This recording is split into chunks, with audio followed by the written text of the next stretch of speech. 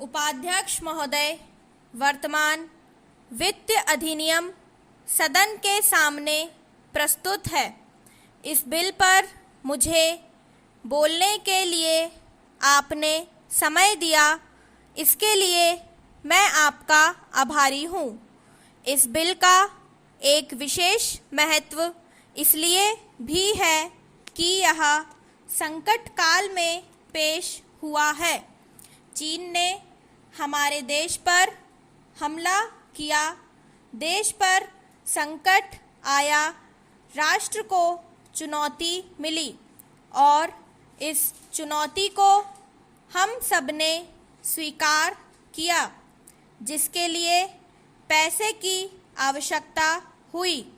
इसको वित्त मंत्री ने बड़ी कुशलता से देश के अंदर और देश के बाहर से जुटाया।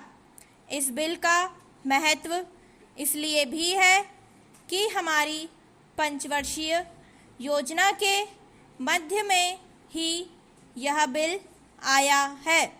देश में बड़ी बड़ी योजनाएं अभी अधूरी हैं, जिनका पूरा होना देश के लिए बड़ा आवश्यक है।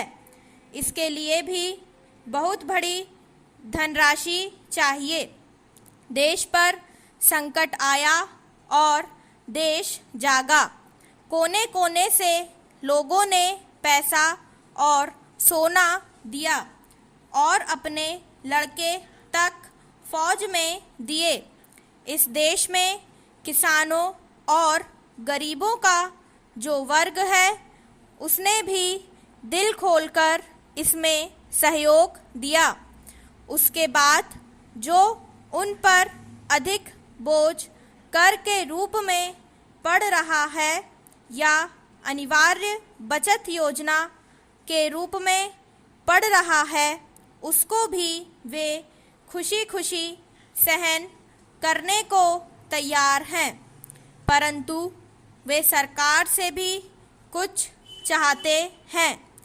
वे चाहते हैं कि उनकी जो गाड़ी कमाई का पैसा है, खून पसीने का जो पैसा है, वह व्यर्थ के कार्यों में ना जाए और उसका सदुपयोग हो।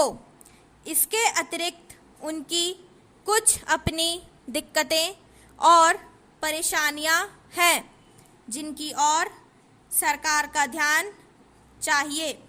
इस आपातकाल के समय में तो उनको इन आए दिन की कठिनाइयों से राहत मिलनी चाहिए। ऋण लेने में और अन्य कार्यों में जो अड़चनें पड़ती हैं, वे दूर की जाएं। किसान भारत की रीढ़ है। अगर इनको सुविधाएं दी जाएंगी तो देश आगे बढ़ेगा। पैराचेंज।